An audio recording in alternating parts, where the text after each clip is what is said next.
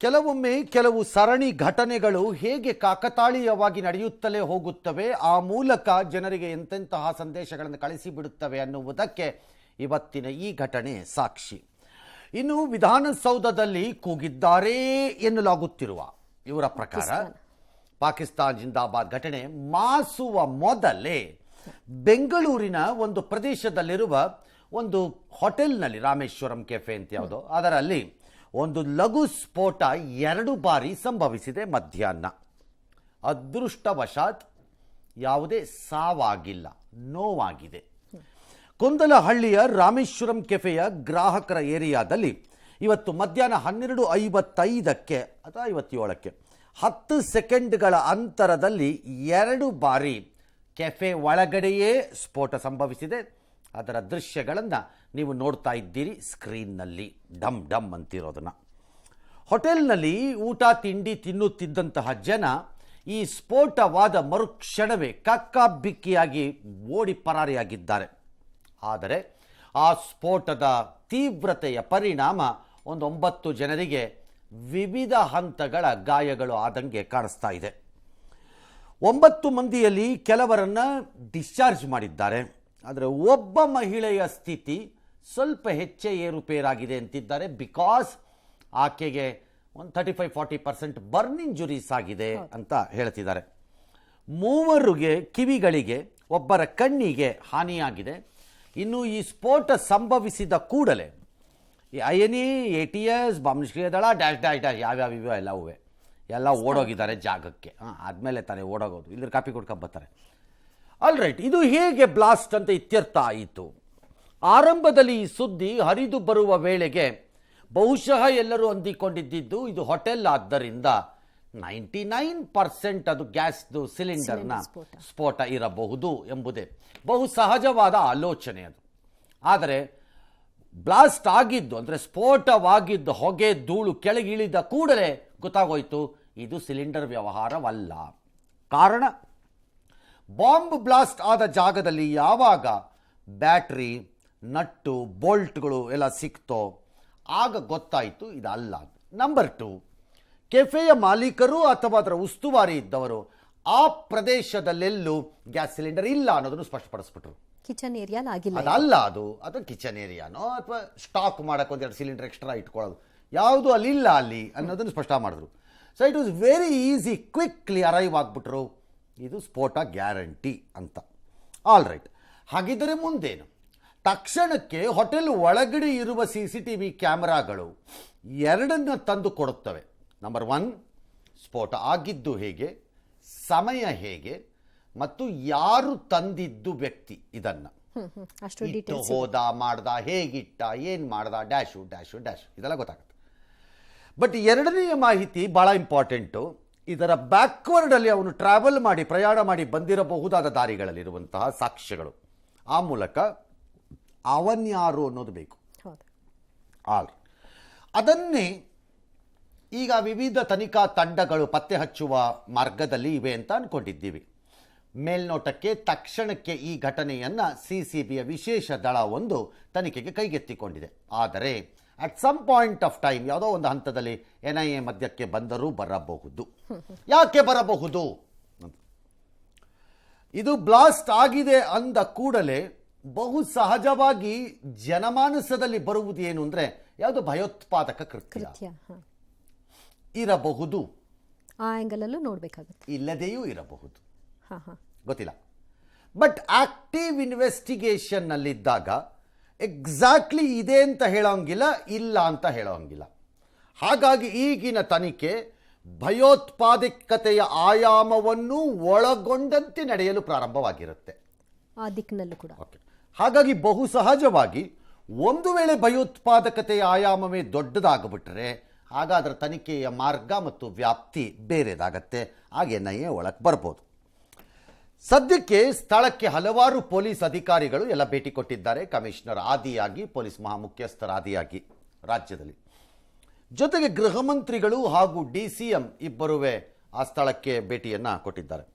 ಭೇಟಿ ಕೊಟ್ಟ ನಂತರ DCM ಹೇಳುತ್ತಾರೆ, ಬಸ್ಸಿನಿಂದ ಬಂದಿಳಿದ ವ್ಯಕ್ತಿಯೊಬ್ಬ ಈ ಹೋಟೆಲ್ಗೆ ಬಂದಿದ್ದಾನೆ, ರವೆ ಇಡ್ಲಿ ತಿಂದಿದ್ದಾನೆ. ಯಾವುದೋ ಒಂದು ತಿಂದಿದ್ದಾನೆ, ರವೆ ಇಡ್ಲಿನ ಜಾಮೂನ ಏನೋ ಒಂದು ತಿಂದಿರ್ತಾನೆ. ನಂತರ ಈ ಬಾಂಬ್ ಇದ್ದಂತಹ ಬ್ಯಾಗನ್ನು ಅಲ್ಲೇ ಇಟ್ಟು ತೆರಳಿದ್ದಾನೆ. ಆತ ತೆರಳಿದ 1 ಗಂಟೆಯ ನಂತರ ಅಂದರೆ ಸಮ್ವೇರ್ ಅರೌಂಡ್ 11:30, 11:35, 40ನಲ್ಲಿ ಅವನು ಬಂದುಬಿಟ್ಟಿದ್ದಾನೆ. ಹೌದು, ಆ ಸಮಯ ಅವನು ತಿಂಡಿ ತಿಂದಿದ್ದಾನೆ, ಬಟ್ ಅಲ್ಲಿ ಇಟ್ಟುಬಿಟ್ಟು ಹೋಗಿದ್ದಾನೆ. Which could be around somewhere around 12 o'clock, 10, 12 ಕಾಲು 12, 10 ಇರಬಹುದೇನೋ. ಅದಾದ್ಮೇಲೆ 1 ಗಂಟೆಗೆ ಇದಾಗಿದೆ ಅಂದರೆ ಹೆಚ್ಚು ಕಡಿಮೆ ಅವನು ಇಟ್ಟಿದ್ದಕ್ಕೂ ಅದು ಸ್ಫೋಟವಾಗಿರುವುದಕ್ಕೂ 50 ನಿಮಿಷದಿಂದ 1 ಗಂಟೆ ವ್ಯತ್ಯಾಸ ಇದ್ದಂಗಿದೆ. ಈಗ ಬಲೆ ಬೀಸಿದ್ದಾರೆ, ಜನ ಆತಂಕಗೊಳ್ತಾ ಇದ್ದಾರೆ ಅಂತ. ಆತಂಕಗೊಳ್ಳೋದು ಬೇರೆ, ಬಟ್ ಒಂದು ಘಟನೆಯಿಂದ ಆತಂಕ ಆಗೋಗ್ಬಿಡಿ ಅಂತ ಹೇಳಬಾರ್ದು ಯಾರುವೆ. Okay, that's not a good one. ಅದು ಆತಂಕ ಆಗ್ಬಿಡ್ತಾರೆ ಅಂತ. ಆದರೆ ಆತಂಕವನ್ನು ನಿವಾರಿಸುವ ರೀತಿ ತನಿಖೆ ಸ್ವಲ್ಪ ಶೀಘ್ರಗತಿಯಲ್ಲಿ ಬಂದರೆ ವಿಶ್ವಾಸ ಮೂಡುತ್ತೆ, ಆ ಕಾನ್ಫಿಡೆನ್ಸ್ ಬರಬೇಕು. ಅದು ಬರಬೇಕು, ಬಂದರೆ ಸರಿ. All right. ಮೊದಲನೆಯದಾಗಿ ನಿಮಗೆ ದೃಶ್ಯ 1 ಟಿ ವಿನಲ್ಲಿ ಈಗ ತೋರಿಸ್ತಿದೆ. ಇದು ಎಲ್ಲವೂ ನಿರಮ್ಮಳವಾಗಿದೆ, ಏನೂ ಇಲ್ಲ, ಆರಾಮಾಗಿ ಜನ ತಿಂತಿದ್ದಾರೆ, ತಂದು ಕೊಡ್ತಿದ್ದಾರೆ, ಯಾರೋ ಕ್ಲೀನ್ ಮಾಡೋದು. ನೋಡಿ, ಎರಡನೆಯ ಇದು ದೃಶ್ಯ 1 ಡಮ್ ಅಂತೀಗ. ಈಗ ವಾಪಸ್ ನೋಡಿ, ಇನ್ನೊಂದು ಸರಿ ನೋಡಿ ಬೇಕಾದ್ರೆ. You can see it again, replay. ಆ ಹೋಟೆಲ್ ಅಥವಾ ಕೆಫೆನಲ್ಲಿ ಗ್ರಾಹಕರು ಕೈಯನ್ನು ತೊಳೆದುಕೊಳ್ಳಬಹುದು ಎಂದು ನಿಗದಿಪಡಿಸಿರುವಾಗ ಜಾಗದಲ್ಲಿ ಹೌದು, ಹ್ಯಾಂಡ್ ವಾಶ್ ಮಾಡೋ ಅಲ್ಲಿ ತಗೊಂಡೋಗಿ ಅವನು ಇಟ್ಟಿದ್ದಾನೆ ಆ ಬ್ಯಾಗ್ ಅಲ್ಲಿತ್ತು. ಆ ಬ್ಯಾಗನ್ನು ಮೇ ಬಿ ಅದು ಕ್ಯಾಲ್ಕುಲೇಟಿವ್ಲಿ ಭಾಳ ಆಲೋಚನೆಯನ್ನು ಮಾಡಿ ಜಾಗವನ್ನು ಸೆಲೆಕ್ಟ್ ಮಾಡಿದ್ದಾರೋ. ಒಂದಂತೂ ದೃಢ ಇದರಲ್ಲಿ ಏನು ಸರ್, ಯಾರೋ ಕಾರಣ ಏನು ಗೊತ್ತಿಲ್ಲ, ಯಾರೋ ಜನರನ್ನು ಗಾಬರಿಗೆ ತಳ್ಳಲು ಅಥವಾ ಹಿಂಸೆಯನ್ನು ಸೃಷ್ಟಿಸಲು ಅಥವಾ ತಮ್ಮದೇ ಸಿದ್ಧಾಂತದ ಸಂದೇಶಗಳನ್ನು ರವಾನೆ ಮಾಡಲು ಅಥವಾ ದೇಶದ್ರೋಹಿ ಕೆಲಸದಲ್ಲಿ ನಿರತರಾಗಿರುವವರು, ಸಮಾಜದ್ರೋಹಿ ಕೆಲಸದಲ್ಲಿ ನಿರತರಾಗಿರೋರು, ವಾಟ್ ಎವರ್ ದ ರೀಸನ್ಸ್ ಏನಾರು ಇರಲಿ, ಮಾಡಲಿಕ್ಕೆಂದೇ ಬಂದು ಮಾಡಿದ್ದಾರೆ ಎಂಬುದು ನಿಶ್ಚಿತ. ಅದಂತೂ ಕಾಣಿಸ್ತಾ ಅದಾಗೋಗಿದೆ. Planned. Question is who and why. ಅದು ಗೊತ್ತಾಗ ಎರಡೇ. ಸಾಮಾನ್ಯವಾಗಿ ಈ ಥರ ಬ್ಲಾಸ್ಟ್ಗಳಾದಾಗ, ದೊಡ್ಡ ಪ್ರಮಾಣದ ಭಯೋತ್ಪಾದಕ ಕೃತ್ಯಗಳಾದಾಗ ಕ್ಲೈಮ್ ಇರುತ್ತೆ, ಅದಕ್ಕೆ ನಾವು ಮಾಡಿದ್ದೀವಿ. ಹೌದು, ಇಲ್ಲಿವರೆಗೂ ಆ ಥರ ಕ್ಲೈಮ್ ಯಾವುದೂ ಇಲ್ಲ ಇಲ್ಲಿ. ಆಮೇಲೆ ಯಾವ ಥ್ರೆಟ್ಗಳು ಇರಲಿಲ್ಲ. ಮೊದಲು ಮೆಸೇಜ್ಗಳು ಬರುತ್ತಲ್ಲ ಸರ್, ಮೇಲ್ ಯಾರಿಗೆ, ಕಮಿಷನರ್ ಆಫೀಸ್ಗೋ ಎಲ್ಲ ಹೋಯ್ತಾ ಕಾಲ ಎಲ್ಲ ಮೆಸೇಜ್ ಹಾಕ್ಬಿಟ್ಟು ಬಾ ಅಣ್ಣ ಇಲ್ಲಿ ನೀನು ದುರ್ಬಿನ್ ಹಿಡ್ಕೊಂಡು ನಿಂತ್ಕೊ ಅಂತ ಕರೀತಾರೆ. All right. ಸೊ ನನ್ನ ಲೆಕ್ಕಾಚಾರದಲ್ಲಿ the intent is completely cleared. ಇದರಲ್ಲಿ ಅವನು ಮಾಡಲಿಕ್ಕೆಂದೇ ಮಾಡಿದ್ದಾನೆ. ಜಾಗವನ್ನು ಆಯ್ಕೆ ಮಾಡಿರುವುದು possibly looks like A little better planned. ಇದು ಸಾಮಾನ್ಯವಾಗಿ ಕೈ ತೊಳೆಯುವ ಜಾಗದಲ್ಲಿ ಏನಾದರೂ ಪದಾರ್ಥಗಳು ಅಲ್ಲಿ ಇಲ್ಲಿ ಎಲ್ಲ ಇದ್ದರೆ ಗಮನಿಸೋದು ಕಡಿಮೆ. ಯಾರ್ದೋ ಬಿಟ್ಟು ಹೋಗಿದ್ದಾರೆ, ಏನೋ ಇಟ್ಟಿದ್ದಾರೆ, ಹೋಟೆಲ್ನವರೇ ಏನೋ ಬ್ಯಾಗ್ ಇಟ್ಕೊಂಡಿದ್ದಾರೆ ಅಂತ ಸುಮ್ಮನಾಗ್ತಾರೆ. ಕೈ ತೊಳೆಯುವ ಜಾಗದಲ್ಲಿ ವೇರಾಸ್ ಎಲ್ಲ ಊಟ ತಿಂಡಿ ಮಾಡೋ ಜಾಗದಲ್ಲಿ ಟೇಬಲ್ ಮೇಲೆ ಒಂದು ಬ್ಯಾಗ್ ಬಿಟ್ಬಿಟ್ಟಿದ್ರೆ ಯಾರ್ದ್ರಿ ಬ್ಯಾಗು ಬಿಟ್ಟೋಗಿದ್ದಾರೆ ಅಂತ ಗಮನಿಸ್ಕೊಳ್ತಾರೆ. ಅಥವಾ ಕುರ್ಚಿ ಪಕ್ಕದಲ್ಲಿ ಇಟ್ಟೋಗಿದ್ರೆ ಇನ್ಯಾರೋ ಬಂದು ಕೂತ್ಕೊಳ್ಳೋವಾಗ ಕುರ್ಚಿ ಇಳೆ ಇದೇನೋ ಬ್ಯಾಗ್ ಇದೆ, ಇಲ್ಲಿ ಯಾರ್ದ್ರಿ ಬ್ಯಾಗ್ ಇದು, ನಾನು ಕೂತ್ಕೋಬೋದಾ ಅಂತ ಅನ್ನೋರು ಒಂದು ಬರುತ್ತೆ. ಅದಕ್ಕೆ ಅಟ್ರಾಕ್ಷನ್ ಅಂದರೆ ಗಮನಕ್ಕೆ. ಈ ಕೈ ತೊಳೆಯೋ ಜಾಗದಲ್ಲಿ ಅಂಥದ್ದು ಬರಲ್ಲ, ಅಷ್ಟು ಗಮನಿಸ್ಕೊಳ್ಳಿಕ್ಕೆ ಹೋಗಲ್ಲ. ಸೊ ಐ ಡೋಂಟ್ ನೋ, ಗೊತ್ತಿಲ್ಲ ಮುಂದಕ್ಕೆ ಅದು ಹೇಗೆ ಎಸ್ಟಾಬ್ಲಿಷ್ ಆಗುತ್ತೆ ನರೇಟಿವ್ ಅಂತ ಇದರದ್ದು. ಎರಡನೇ ದೃಶ್ಯ ನೀವು ನೋಡ್ತೀರಿ. ಈಗ ಸಹಜವಾಗಿ ಇದಾದ ಕೂಡಲೇ ಜನ ಚೆಲ್ಲಾಪಿಲ್ಲಿ ಆಗುತ್ತಿರುವ ದೃಶ್ಯ ಇದು. ಭಾಳ ಸಹಜ ಜನ ಚೆಲ್ಲಾಪಿಲ್ಲಿ ಆಗೋದು, ಬಿಕಾಸ್ ನೋಬಡಿ ಎಕ್ಸ್ಪೆಕ್ಟ್ಸ್ ಎನಿಥಿಂಗ್. ಇಂಥ ಸಂದರ್ಭದಲ್ಲಿ ಯಾರು ಅಲ್ಲಿ ಇಲ್ಲೇನೋ ಆಗ್ಬಿಡ್ಬೋದೇನೋ ಅಂತ ಎಚ್ಚರಿಕೆಯಿಂದ ಓಡಾಡೋಕ್ಕಲ್ಲ. ಅಲ್ಲಿ ಖುಷಿಯಾಗಿ ಕಾಲ ಕಳ್ಕೊಂಡು ಜುರೂಟ ಮಾಡ್ಕೊಂಡು ತಿಂಡಿ ತಿನ್ಕೊಂಡು ಹೋಗೋಣ ಅಂತಲೇ ಬಂದಿರ್ತಾರೆ. ಹಾಗಾಗಿ ಯಾರಿಗೂ ಅಲ್ಲಿ ಇದೆಲ್ಲ ಇರಲ್ಲ ಸಾಮಾನ್ಯವಾಗಿ. ಅದು ಎರಡನೆಯ ದೃಶ್ಯ. ಓಕೆ, ಆಗಲೇ ಹೇಳಿದಂತೆ ಕೈ ತೊಳೆಯುವ ಜಾಗದ ಡಸ್ಟ್ಬಿನ್ ಬಳಿ ಇದನ್ನು ಇಟ್ಟಿದ್ದಾರೆ. ಎಕ್ಸಾಕ್ಟ್ಲಿ ನಾನು ಹೇಳಿದ್ದು. ಡಸ್ಟ್ಬಿನ್ ಬಳಿ ಪಕ್ಕದಲ್ಲಿ ಇಟ್ಟಾಗ ಏನಾಗಿರುತ್ತೆ, ಡಸ್ಟ್ಬಿನ್ ನೋಡಿದ್ದ ಜನಕ್ಕೆ ಬಹು ಸಹಜವಾಗಿ ನಮ್ಮ ಮನಸ್ಸು ಏನು ಹೇಳುತ್ತಿರುತ್ತೆ ಅಂದರೆ ಪಕ್ಕದಲ್ಲಿ ಇದೆಯೇನೋ ಕಸ ಇಟ್ಟಿದ್ದಾರೆ ಅಂತ, ಹೋಟೆಲ್ಗೆ ಸಂಬಂಧಿಸಿದಿರಬಹುದು, ಅದ ಯಾರ ಕಸ ಇಟ್ಟಿದ್ದಾರೆ ಏನೋ ಅಂತ. ಯಾಕಂದರೆ ಇದಲ್ಲ, ಅದನ್ನು ನೀಟಾಗಿ ಫಳಫಳ ಅಂತ ಹೊಳೆಯೋ ಇದರಲ್ಲಿ ಕವರ್ ಮಾಡಿ ಪ್ರೆಸೆಂಟೇಷನ್ ಕೊಡೋ ಥರ ಬಾಕ್ಸ್ ಮಾಡಿ ಎಲ್ಲ ಮಾಡಿಟ್ಟಿದ್ರೆ ಅದೆಲ್ಲ ಪ್ರೆಸೆಂಟೇಷನ್ ಕೊಡೋ ಥರ ಬಾಕ್ಸ್ ಮಾಡಿಬಿಟ್ಟು ಅಲ್ಲಿ ಇಟ್ಟಿದ್ದಾರೆ ಅನ್ಕೋತಾರೆ. ಒಂದು ಸಿಂಪಲ್ ಬ್ಯಾಗಲ್ಲಿ ಒಂದು ಇಷ್ಟಿದ್ರೆ ಯಾರು ತಲೆ ಕೆಡ್ಸ್ಕೊಳಕ್ಕೆ ಹೋಗ್ತಾರೆ. ಈ ಬ್ಯಾಗಿಂದಾನೇ ಆಗಿದೆ ಅನ್ನೋದು ಕೂಡ ಎಸ್ಟಾಬ್ಲಿಷ್ ಮಾಡ್ಕೊಂಡಿದ್ದಾರೆ. 10 ಸೆಕೆಂಡಲ್ಲಿ 2 ಬಾರಿ ಡ್ಯಾಶ್. ಆದರೆ ಒಂದು ದ ಲಕ್ಕಿ ಪಾರ್ಟ್ ಅವ್ರಿಗೆ ಇಟ್ಟವನಿಗೆ ಆ ಜಾಗದಲ್ಲಿ ಜನ ಗಮನಿಸುವುದು ಕಡಿಮೆ.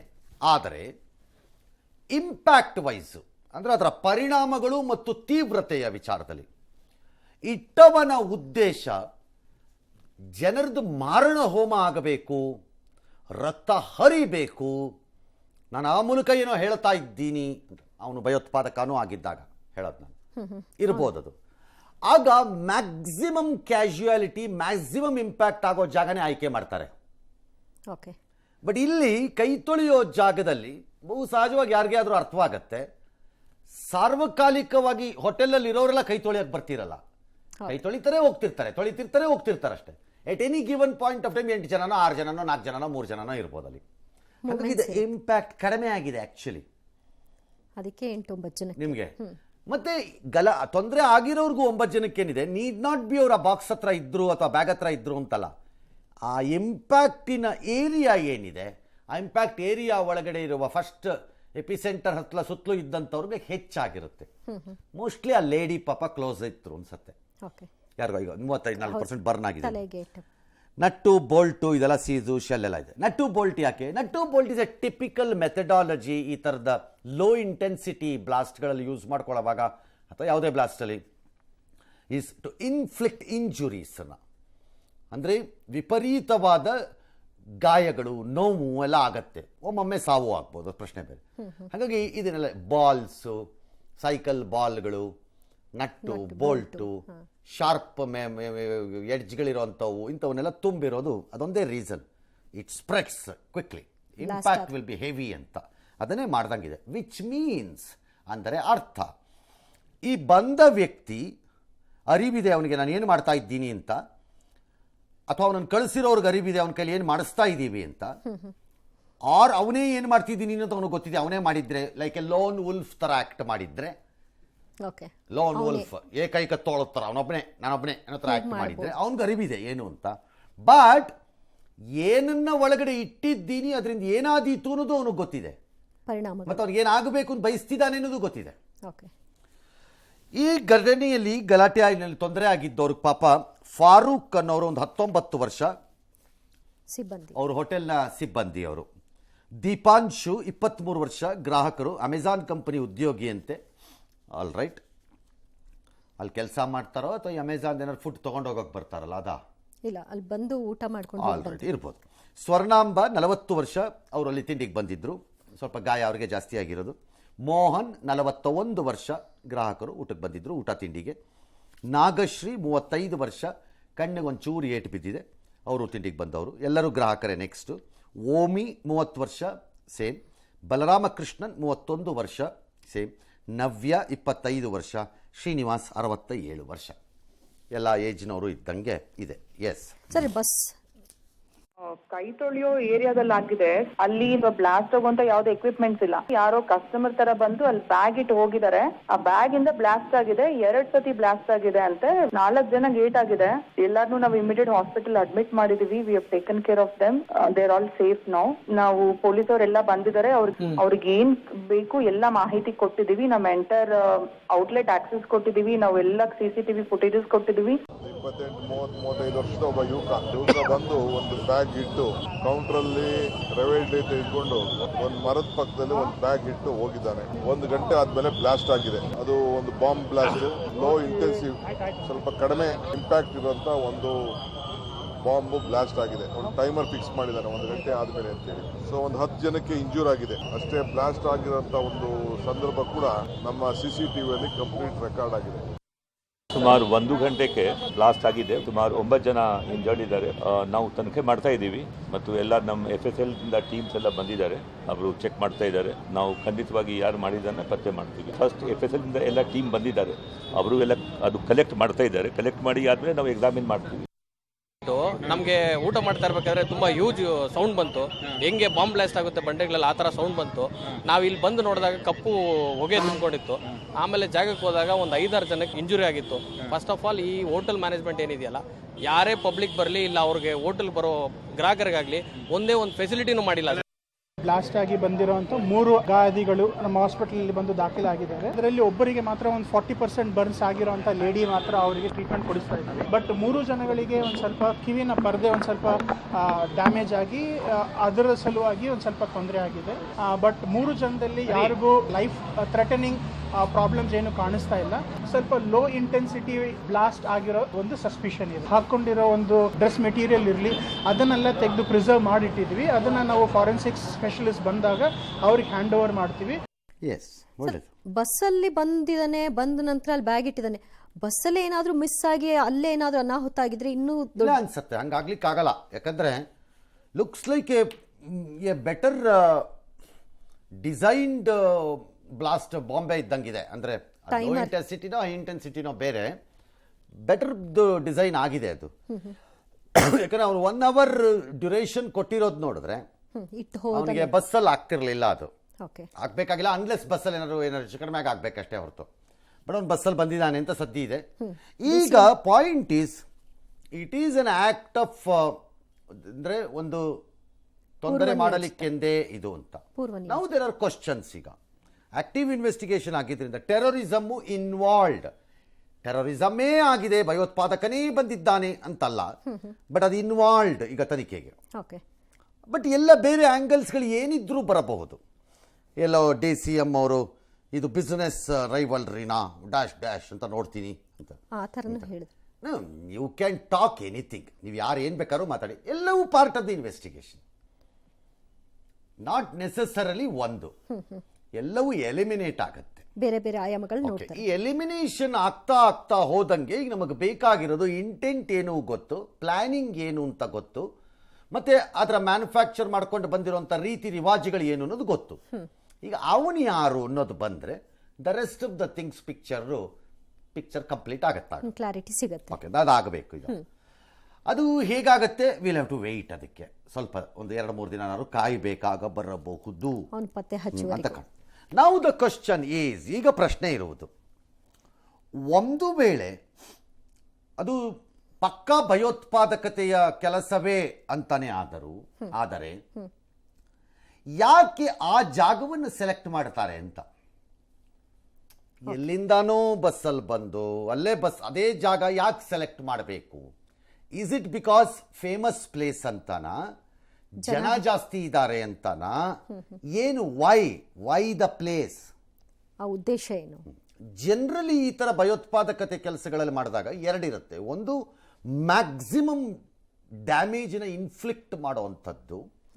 ನಂಬರ್ 2, ಖ್ಯಾತನಾಮ ಸ್ಥಳಗಳಲ್ಲಿ ಇಟ್ಟಾಗ ಹೆಚ್ಚಿನ ಪಬ್ಲಿಸಿಟಿ ಅದಕ್ಕೆ ಬಂದಾಗ ತನ್ನ ಉದ್ದೇಶ ಸಫಲವಾಗತ್ತೆ ಅಂತ ಗಮನ ಸೆಳೆಯುತ್ತೆ. ಯಾವುದೋ ಚರಂಡಿ ಒಳಗಡೆ ಒಂದು ಡಮ್ ಅಂತಂದ್ಬಿಟ್ರೆ, ಚರಂಡಿ ಒಳಗಂತ ಅಂತ ವಿಧಾನಸೌಧದ ಮುಂದೆ ಡಮ್ ಅಂತಂತೆ ಅಂದ್ರೆ ಸುದ್ದಿ ಬೇರೆ. ಇಂಟೆಂಟ್ಗಳು ಕ್ಲಿಯರ್ ಇರುತ್ತವೆ. ಹಾಗಾಗಿ ಪ್ಲೇಸ್ ಯಾಕೆ ಅನ್ನೋದು will be A part of the investigation ನನ್ನ ಲೆಕ್ಕಾಚಾರದಲ್ಲಿ. ಎಸ್, ಅಂದರೆ ಈಗ ನೀವು ಹೇಳ್ತಾ ಇದ್ದಾರೆ ಸರ್, ಬೇರೆ ಬೇರೆ ಆಯಾಮಗಳನ್ನ ಹೇಳ್ತಾ ಇದ್ದಾರೆ. ಬಿಸ್ನೆಸ್ ಮತ್ತು ತನಿಖಾ ಹಂತದಲ್ಲಿ ಈ ರೀತಿಯ ಹೇಳಿಕೆಗಳು ಕೊಡೋದು ಪರಿಣಾಮ ಏನಾದರೂ ಬೀರಬಹುದಾ ಸರ್ ತನಿಖೆ ಮೇಲೆ? ಕೊಡಬೇಕಾಗಿಲ್ಲ. ಅವರುಗಳು ಹೇಳಿಕೆನ ಕೊಟ್ಟಿರೋದು ಅವ್ರ ಹಣೆ ಬರಹ ಅಷ್ಟೇ. ನನ್ನ ಪ್ರಕಾರ standard information should be it's on active investigation place. ಇದು incident we will see including terrorism ಅನ್ನು ನಾವೀಗ ಇನ್ವೆಸ್ಟಿಗೇಟ್ ಮಾಡ್ಕೋತಾ ಇದ್ದೀವಿ. That is all should be the standard information. ಅದನ್ನು ಬಿಟ್ಟು ಏನೇ ಮಾತಾಡ್ಕೊಂಡ್ರೆ ಅದು ಅವ್ರವ್ರ ಹಣೆ ಬರಹ, ಅವ್ರವ್ರ ಟೇಬಲನ್ನು ಅವ್ರವ್ರು ತೀರಿಸ್ಕೋಬೋದು. ಅದು ಅವ್ರ ಹಣೆ ಬರಹ. I cannot say anything. ಇದರಲ್ಲೂ ಕೂಡ ರಾಜಕೀಯ ಈಗ ಕೇಳಿ ಬಂದಿದೆ ಸರ್. ಅಂದರೆ ಕಳೆದ 8 ತಿಂಗಳಿಂದ ಶರ್ಟ್ ಬೀಚ್ಕೊಂಡು ಓಡಾಡೋರು ಹೆಚ್ಚಾಗಿದ್ದಾರೆ, ಶಿಸ್ತು ಕ್ರಮ ತೆಗೆದುಕೊಂಡಿದ್ರೆ ಈ ರೀತಿಯ ಪರಿಸ್ಥಿತಿ ಬರ್ತಿರ್ಲಿಲ್ಲ ಅಂತ. ಆ ಥರದ ಮುಂದಕ್ಕೆ ಹೋಗೋಣ, ಅಲ್ಲಿ ಇದೆಯಲ್ಲ ಅವ್ರು ಯಾರೇನು ಹೇಳಿದ್ದಾರೆ ಹಂಗಾರೆ ನೋಡ್ಬಿಡೋಣ. ತಗೊಳ್ಳಿ ಹಂಗಾರೆ. ಪಕ್ಷದ ಮೈ ಬ್ರದರ್ ಪಾಲಿಸಿ ಇವತ್ತು ರಾಜ್ಯದ ಜನರ ಒಂದು ರಕ್ಷಣೆ ವಿಚಾರದಲ್ಲಿ ಒಂದು ದೊಡ್ಡ ಯಕ್ಷ ಪ್ರಶ್ನೆ ಇವತ್ತು ಉದ್ಭವ ಆಗಿರ್ತಕ್ಕಂಥದ್ದು. ಈ ನಾಡಿನ ಕನ್ನಡಿಗರ ಒಂದು ಸುರಕ್ಷತೆಗೆ ಇವತ್ತು ಒಂದು ದೊಡ್ಡ ಪ್ರಶ್ನಾರ್ಥಕ ಚಿಹ್ನೆಯನ್ನು ಹುಟ್ಟಾಕಿರ್ತಕ್ಕಂಥದ್ದು. ನನಗನ್ನಿಸ್ತದೆ, ಮೊನ್ನೆ ವಿಧಾನಸೌಧದಲ್ಲಿ ನಡೆದಂತ ಪಾಕಿಸ್ತಾನ್ ಜಿಂದಾಬಾದಿನ ದೇಶದ್ರೋಹಿ ಘಟನೆ ನಡೆದಿದೆ, ಅದರ ಮುಂದುವರಿದ ಭಾಗವಾಗಿ ಇವತ್ತು ರಾಮೇಶ್ವರಂ ಕೆಫೆನಲ್ಲಿ ಇವತ್ತು ಬ್ಲಾಸ್ಟ್ ಆಗಿರ್ತಕ್ಕಂಥದ್ದು. ಬ್ರ್ಯಾಂಡ್ ಬೆಂಗಳೂರು ಮಾಡದಿದ್ರೂ ಪರವಾಗಿಲ್ಲ, ಬಾಂಬ್ ಬೆಂಗಳೂರು ಅಂತ ಮಾಡಬೇಡಿ ದಯವಿಟ್ಟು. ರಾಮೇಶ್ವರ ಕೆಫೆಯಲ್ಲಿ ನಡೆದಿರುವಂತ ಘಟನೆ, ಅಲ್ಲಿರೋದೆಲ್ಲ ಬಹಳ ಅಂತಾರಾಷ್ಟ್ರೀಯ ಕಂಪನಿಗಳು. ಅರ್ಥ ಮಾಡ್ಕೊಳ್ಳಿ, ಬೆಂಗಳೂರಲ್ಲಿ ಬರ್ತಕ್ಕಂಥ ಇನ್ವೆಸ್ಟ್ಮೆಂಟ್ ಕಡಿಮೆ ಆಗಬೇಕು, ಬೆಂಗಳೂರಲ್ಲಿ ಅಭದ್ರತೆ ಮೂಡಬೇಕು, ಆ ದೃಷ್ಟಿಯಿಂದ ಈ ಕೆಲಸ ಮಾಡಿದ್ದಾರೆ. ಸಣ್ಣ ಪ್ರಮಾಣದವರು ಕೂಡ ಇಂಪ್ರೂವೈಸ್ಡ್ ಬ್ಲಾಸ್ಟ್ ಅಂತ ಹೇಳ್ತಾರೆ. ಬಿಜೆಪಿ ಗೌರ್ಮೆಂಟ್ನಲ್ಲಿ ಆಗಿದ್ದರು, ನಮ್ಮ ಗೌರ್ಮೆಂಟ್ನಲ್ಲಿ ಇದು ಮೊದಲನೇ ಬಾರಿ ಆಗಿದೆ. ಯಾರು ಇದನ್ನು ಮಾಡಿದ್ದಾರೆ ಅನ್ನೋ ಪತ್ತೆ ಹಚ್ಚಿ ಆಮೇಲೆ ಕಠಿಣವಾದಂಥ ಕ್ರಮ ತೆಗೆದು. ಇಲ್ಲ, ರಾಜಕಾರಣ ಮಾಡಬಾರ್ದು. ಬ್ಲಾಸ್ಟ್ ಆಗಿರೋದಂತೂ ಸತ್ಯ ಅಲ್ಲ, ರಾಜಕೀಯ ಏನು.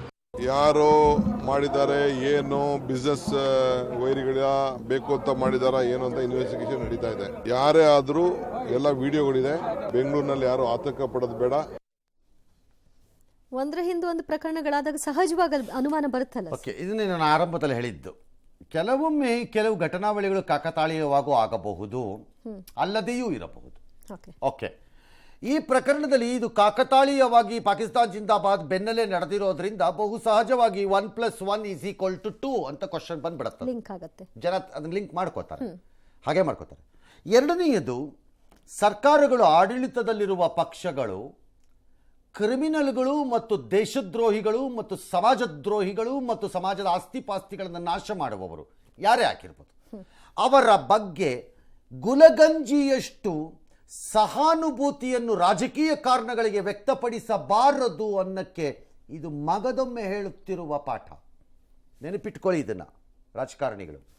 ನಿಮ್ಮ ನಿಮ್ಮ ಅನುಕೂಲಕ್ಕೆ ತಕ್ಕಂತೆ ಇಂತಹ ಗಿರಾಕಿಗಳ ಬಗ್ಗೆ ಸಹಾನುಭೂತಿಯನ್ನು ವ್ಯಕ್ತಪಡಿಸ್ತಾ ಹೋದಾಗ it could be leading into some disaster. ನಾನು ಹೇಳ್ತಾ ಇದ್ದೀನಿ, ಲೈಕ್ ಎಂಬೋಲ್ಡನ್ ಮಾಡಬಹುದು ಕೆಲವು ಸರಿ. ಯಾವ ರೀತಿ? ಏನಾದ್ರು ಒಂದು ತರಲೆಗೆ ಓಕೆ, ನೋಡ್ಕೊಳ್ಳೋಣ ಅಂತ. ಕೆಲವೊಮ್ಮೆ ಇದಕ್ಕೆ ಕಾರಣ ಯಾರೂ ಇರಲ್ಲ, ಅವರದ್ದೇ ಕಾರಣಗಳೇನೋ ಇರ್ಬೋದು. ಅದೇನು ಅಂತ ಇನ್ವೆಸ್ಟಿಗೇಷನ್ನಲ್ಲಿ ಸ್ವಂತ ಅಜೆಂಡಾಗಳು ಇಟ್ಕೊಂಡಿರ್ತಾರೆ, ಗೊತ್ತಾಗಬೇಕು ನಮಗೆ. ವಿ ಹ್ಯಾವ್ ನೋ ಐಡಿಯಾ ಅಲ್ವಾ. ಲೆಟ್ ಅಸ್ ಸಿ ಅದು ಎಲ್ಲಿಗೆ ಹೋಗುತ್ತೆ ಇನ್ವೆಸ್ಟಿಗೇಷನ್ನು ಅನ್ನೋದನ್ನು ನೋಡೋಣ. ಆದರೆ investigation will have to go through one ಫ್ಯಾಕ್ಟರ್ನ ಅಂತ ಅಂದ್ಕೊಂಡಿದ್ದೀನಿ. ಅದನ್ನು ಮಾಡೇ ಮಾಡ್ತಾರೆ ಯಾವುದೇ ಗುಡ್ ಆಫೀಸರ್ಸು, ಐಒಗಳು. ಟ್ರಯಲ್ ರನ್ ಇದು ಅನ್ನೋದು ಎಸ್ಟಾಬ್ಲಿಷ್ ಆಗಬೇಕು ನಮಗೆ. That comes from intelligence sources. ಈಗ ಯಾರಾದರೂ ಲಾರ್ಜರ್, ಇದಕ್ಕಿಂತ ಬೃಹತ್ತಾದಂತಹ ಚಟುವಟಿಕೆಗಳನ್ನು ಇಂಥದ್ದನ್ನು ಏನಾದ್ರು ಮಾಡಲಿಕ್ಕೆ ಪ್ರಯತ್ನ ಇದ್ದಾಗ ಒಂದು ಟ್ರಯಲ್ ರನ್ ನಡೀತಿದೆಯಾ? Okay, I don't no.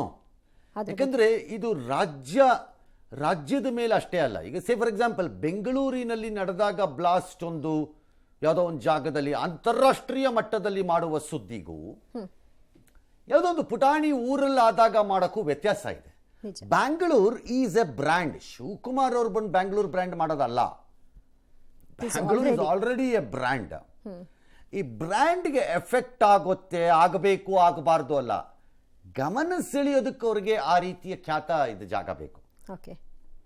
For example ಆಫ್ರಿಕಾದ ಕೆಲವು ದೇಶಗಳಲ್ಲಿ, ಮಿಡ್ಲ್ ಈಸ್ಟಿನ ಕೆಲವು ದೇಶಗಳಲ್ಲಿ ಬಾಂಬ್ಗಳು ಡಮ್ ಡಮ್ ಅನ್ಕತಾನೆ ಇರ್ತವೆ ಎಷ್ಟೋ ಸರಿ. ಆದರೆ ಅದೇನೇ ನ್ಯೂಯಾರ್ಕಲ್ಲೋ ದುಬೈಯಲ್ಲೋ ಆದಾಗ ಇಡೀ ಪ್ರಪಂಚದ ಗಮನ ಸೆಳೆಯುತ್ತೆ. ಸೇಮ್ ಲೀಗಲ್ಲಿರುವಂತಹ ಸಿಟಿ ಬೆಂಗಳೂರಿಗೂ ಹಾಗೇನೆ. ಎಸ್, ವಿರಾಮ ತಗೋಬೇಕು. ತಗೊಂಡ್ಮೇಲೆ ವಾಪಸ್ ಬರ್ತೀವಿ. ವಾಪಸ್ ಬಂದು ಬಾಂಬ್ ಸ್ಫೋಟದ ಕತೆ ಆಯಿತು, ವಿಧಾನಸೌಧದಲ್ಲಿ ಆದ ಬಾಯಿ ಸ್ಫೋಟದ ಕಡೆಗೆ ಹೋಗೋಣ.